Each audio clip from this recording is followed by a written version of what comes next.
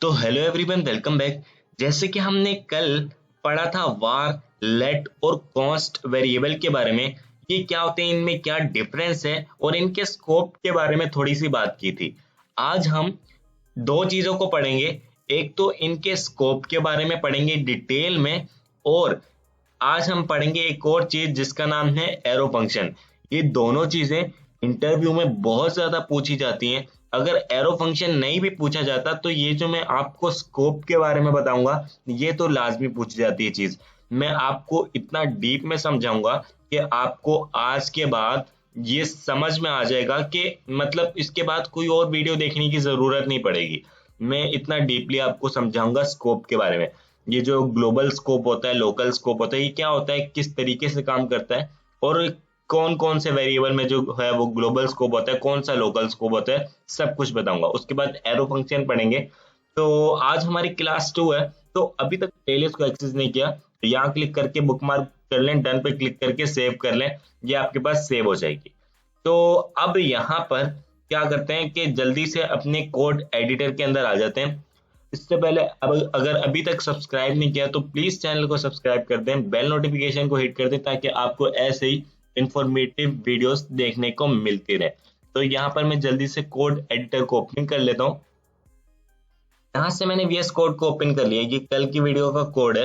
यहाँ से मैं क्या करता हूँ, मैं इसको जो है मैं फॉर एग्जांपल एक और नई जो है वो फाइल बना लेता हूँ, class2 नाम से। पहली app.js है तो मैं इसको class1 कर देता हूँ। यहाँ से class1 कर देता हूँ, यहाँ से रीनेम और यहाँ से class1, यहाँ से सही है।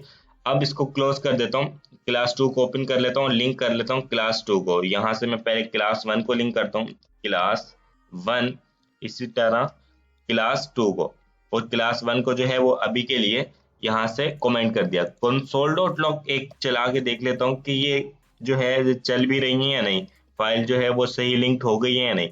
यहाँ मैं लिख देता हूँ class2, फाइल को करता हूँ सेव। ये L नहीं लिखा, class2 अब सही है। तो यहाँ पर जो है अब मैं इसको ओपन कर लेता हूँ। यहाँ से index.html पर अगर मैं डबल क्लिक करता हूँ तो ये मेरा जो है ओपन हो जाएगा। इंस्पेक्ट करता हूँ, कंसोल के अंदर आता हूँ और देखता हूँ यहाँ पर class2 लिखा हुआ आ चुका है। इसका मतलब कि हमारी जो फाइल है वो सही लिंक्ड हो चुकी है। अब यहाँ पर बात करते हैं स्कोपिंग की।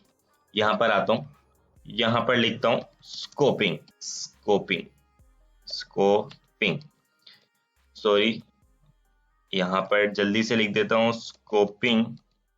उसके बाद अब हमारे पास दो तरह के स्कोप होते हैं। एक होता है ग्लोबल स्कोप, एक होता है लोकल स्कोप। एक होता है ग्लोबल वेरिएबल, एक होता है लोकल वेरिएबल। अब आपको कौन से वेरिएबल बनाने चाहिए वो पहले बात करते हैं। आपको जो है अपने कोड के अंदर लोकल वेरिएबल बनाने चाहिए। ग्लोबल वेरिएबल जितने कम बनाएंगे उतना आपका कोड अंडरस्टैंडेबल रहेगा, उतना जो है आपको बेनिफिट मिलेगा। ये जो छोटे छोटे बग्स होते हैं उनसे आप बच सकेंगे। तो आपको ज्यादा से ज्यादा कोशिश करनी है कि आप जो है वो लोकल वेरिएबल बनाएं।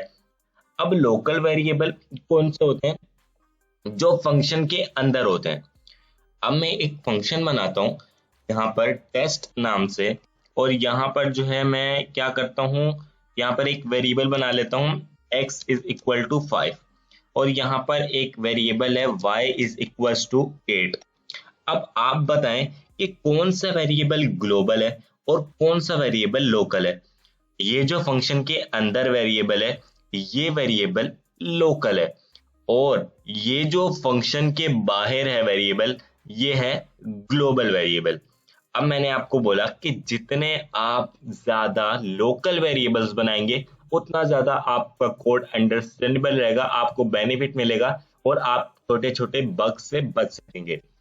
तो अब क्या होता है कि आफ्टर ECMAScript मतलब ES6 के बाद जो आप जो है वो लेट का वेरिएबल अगर फंक्शन के अंदर बनाते हैं, पहले क्या होता था कि वो माना जाता था, अगर फंक्शन के अंदर आप बनाते थे तो वो लोकल वेरिएबल माना जाता था, सही है।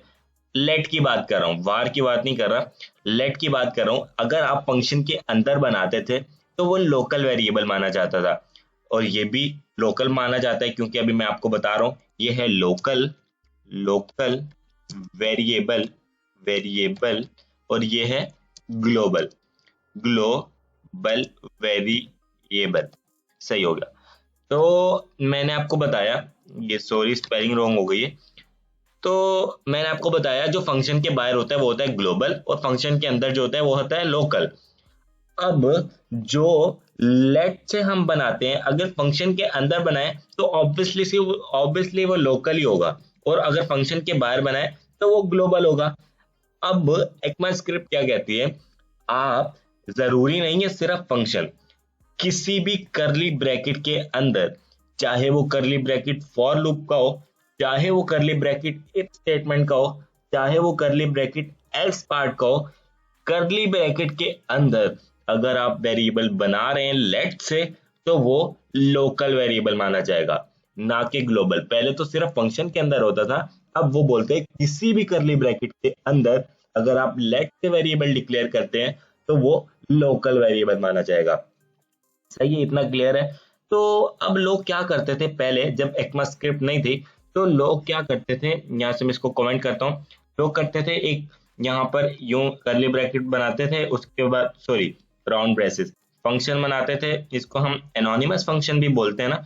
तो यूं इस तरीके से फंक्शन बनाते थे लोग, और इसके अंदर जो है वो अपना सारा का सारा कोड लिख देते थे। यहाँ लिखने के बजाय, यहाँ स्क्रिप्ट लिखने के बजाय वो इसके अंदर अपनी स्क्रिप्ट लिख देते थे, ताकि जो भी वेरिएबल बने वो लोकल वेरिएबल बने। मैंने आपको बताया ना, जो फंक्शन के अंदर होता है वो होता है लोकल वेरिएबल, और जो फंक्शन के बाहर होता है वो होता है ग्लोबल वेरिएबल। तो लोग क्या करते थे, एक फंक्शन बना लेते थे और उसके अंदर अपना सारा का सारा कोड लिखते थे। अब ये तरीका भी पुराना हो चुका है। वो अब ECMAScript क्या बोलती है भाई इतना लंबा फंक्शन बनाने की जरूरत नहीं है, आप सिर्फ करली ब्रैकेट बनाओ और उसके अंदर अपनी सारी की सारी स्क्रिप्ट लिख दो, वो आपकी लोकल वेरिएबल माने जाएंगे। इस करली ब्रैकेट के अंदर जितने भी वेरिएबल्स डिक्लेयर होंगे वो आपके लोकल वेरिएबल माने जाएंगे। तो मैंने आपको बताया ना कि आफ्टर ECMAScript 2015 लेट से आप जितने भी वेरिएबल्स बनाएंगे करली ब्रैकेट के अंदर, चाहे वो करली ब्रैकेट फॉर लूप का हो, फॉर इन का हो, फॉर ऑफ का हो, और या फिर इफ स्टेटमेंट का हो, या फिर फंक्शन का हो, वो लोकल वेरिएबल ही माने जाएंगे, उसके अंदर जो भी वेरिएबल्स डिक्लेयर होंगे। तो अब बोलता है ये फंक्शन बनाने की जरूरत नहीं है, आप जो है इस तरीके से करली ब्रैकेट लगाओ और अपना काम कर लो। तो ये थी कोई छोटी सी एग्जांपल्स। ये इंटरव्यू में पूछा जाता है आपसे कि ग्लोबल स्कोप क्या होता है, ग्लोबल वेरिएबल क्या होता है, लोकल वेरिएबल क्या होता है, ग्लोबल वेरिएबल्स कौन से होते हैं, लोकल वेरिएबल्स कौन से होते हैं, हमें कौन से यूज करने चाहिए, ये चीजें पूछी जाती है, तो मैंने इसलिए आपको बता दिया। उसके बाद यहाँ पर हम बात करते हैं एरो फंक्शन की। अब मैं एक फंक्शन बना लेता हूँ पहले ES5 का, जो हमारे पास चलता आ रहा है ES5 का यहाँ पर, और यहाँ पर ES6 भी लिख देता हूँ, ES6। सही है। यहाँ पर फंक्शन, यहाँ पर मैं फॉर एग्जाम्पल फंक्शन बनाता हूँ, यहाँ पर टेस्ट नाम से ही बना लेता हूँ, मैं चेक कर रहा हूँ। यहाँ पर लॉक कर देता हूँ। इस फंक्शन का क्या काम है, लॉक करना। I am testing 1। सही है। यहाँ पर इसको मैं हटा देता हूँ और इसको भी test1 कर देता हूँ, test1। और मैं फंक्शन को अभी कॉल नहीं कर रहा, मैं यहाँ पर आता हूँ, यहाँ पर और एक और फंक्शन बना लेता हूँ। अब हम बना रहे हैं एरो फंक्शन। एरो फंक्शन में क्या होता है, सबसे पहले आप कॉन्स्ट ले लेते हैं, एक कॉन्स्ट या कुछ भी ले लेते, जैसे हमने पढ़ा था लेट ले लें, कॉन्स्ट ले लें, मर्जी है, लेकिन कॉन्स्ट जो है वो चलता आ रहा है तो इसलिए आप कॉन्स्ट लिखें तो बेटर है। उसके बाद आपने लिख देना है फंक्शन का नेम। फंक्शन का नेम मैं यहाँ पर test2 कर देता हूँ, test2। उसके बाद सब कुछ वैसे ही होगा जैसे अभी हम बनाते हैं फंक्शन, लेकिन यहाँ पर क्या, फंक्शन का कीवर्ड नहीं लिखना। test2 वेरिएबल्स के नेम के बाद आपको इक्वल टू लगाना है, और ये राउंड ब्रेसेस के बाद आपको एक और चीज लगानी है, यहाँ पर एरो का साइन। एरो का साइन कैसे बनेगा, आपको इक्वल टू लगा के ग्रेटर देन का साइन बनाएंगे, तो ये एरो बन गया, नहीं बन गया, एरो बन गया ना। तो एरो पे ये साइन बनाना है। उसके बाद यहाँ पर इसका फंक्शन का क्या काम है, लॉग करना I am testing two, I am testing two. तो यहाँ पर मैं टेस्ट 1 और टेस्ट 2 को कॉल कर देता हूँ कंसोल के अंदर। कंसोल के अंदर वो ऑटोमेटिकली कॉल होंगे क्योंकि वो पहली कंसोल के अंदर प्रिंट कर रहे हैं। तो इन फंक्शन का काम ही है कि कंसोल के अंदर प्रिंट करना कोई ना कोई टेक्स्ट। यहाँ पर रिफ्रेश करता हूँ तो कोई फर्क नहीं है, आई am testing 1, I am testing 2, दोनों जो है वो सेम काम कर रहे हैं। लेकिन इसमें जो है वो काफी सारे बेनिफिट्स मिल जाते हैं आपको। आप तो बोल रहे होगे कि ये तो और लेंदी हो गया इससे, लेकिन ये हकीकत में लेंदी नहीं है, ये रियल में जो है वो बहुत छोटा हो जाएगा। अब आपको मैं बात बताऊं कि अगर आपको जो है फॉर एग्जांपल ये रिटर्न करना है a प्लस बी, मतलब ये फंक्शन है और यहाँ पर दो पैरामीटर्स मिल रहे हैं। इस फंक्शन का काम है इन दोनों जो है पैरामीटर्स हैं इनमें जो भी वैल्यूज आएगी उनको प्लस करना है। और यहाँ पर भी सेम काम है, यहाँ पर रिटर्न कर देता हूँ x प्लस वाई और यहाँ पर x कोमा वाई। अगर आपने कुछ इस तरीके से काम करना है कि इन फंक्शन में जो है वो एक ही वैल्यू जो है वो रिटर्न होगी, मतलब इन फंक्शन में जो है वो एक ही चीज रिटर्न होगी, तो आप एरो फंक्शन में एक और बेनिफिट मिल जाता है कि आप इन कर्ली ब्रैकेट को जो है वो रिमूव कर दें। अगर आपको एक ही चीज रिटर्न करनी है तो आप इस रिटर्न का कीवर्ड भी हटा दें। और अगर आपके पास सिर्फ एक पैरामीटर है तो आप जो है वो करली ब्रैकेट भी हटा दें। देख रहे हैं अब छोटा हो गया, नहीं छोटा हो गया, इससे तो छोटा हो गया, ये एक लाइन का कोड हो गया। अब देख रहे हैं फाइल को करता हूँ सेव और यहाँ पर दो पैरामीटर्स पास करता हूँ, पहले में 2,4 और दूसरे में 5,7। अब पहले में हमें क्या रिजल्ट मिलना चाहिए, पहले में हमें मिलना चाहिए 6 और दूसरे में मिलना चाहिए 12। चलिए देखते हैं कि ये काम भी कर रहे हैं या नहीं।